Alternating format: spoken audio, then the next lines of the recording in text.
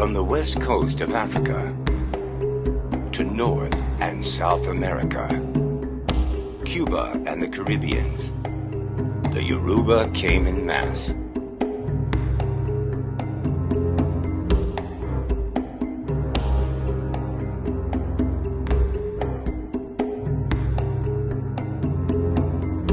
The Yoruba were a people who came from a thriving empire, an empire that had subject states, an empire that was well organized, well structured, well founded.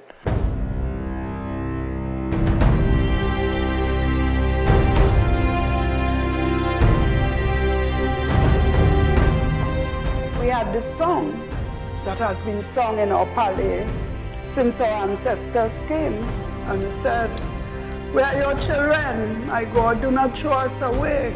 For me, it's a very sad song because it reminds me of the pain of my ancestors. Spirituality is embedded in human beings. The superstructure, what sort of manifests spirituality, is what we call religion. Hundreds of years after their arrival to the New World, their culture might have survived it all.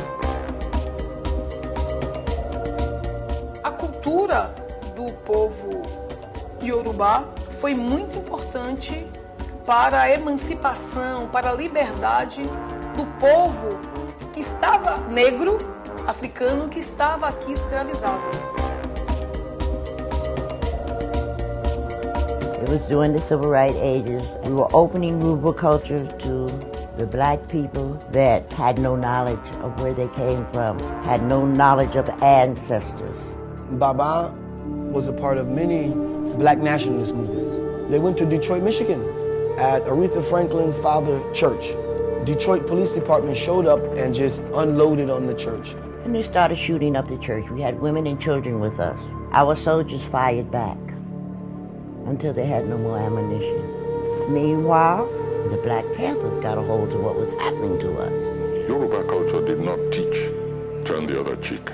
On the contrary, Yoruba culture celebrates the god of war, absolutely execrates oppression. So you can see that Yoruba even played a role in liberation struggle in Latin America and in the struggle for human rights. The people who began the village came from the Black Panthers, they came from the Martin Luther King movements, they came from the civil rights movements, the Malcolm X movements, Stokely Carmichael. They were fired up. We are nothing without Africa. When people are deeply immersed in their own spirituality, it doesn't matter where they go. Within the secular world, they preserve that inner system of beliefs, of relationship with outside phenomena, with nature, and this in turn manifests itself in cultural production, which these slaves took across the Atlantic with them.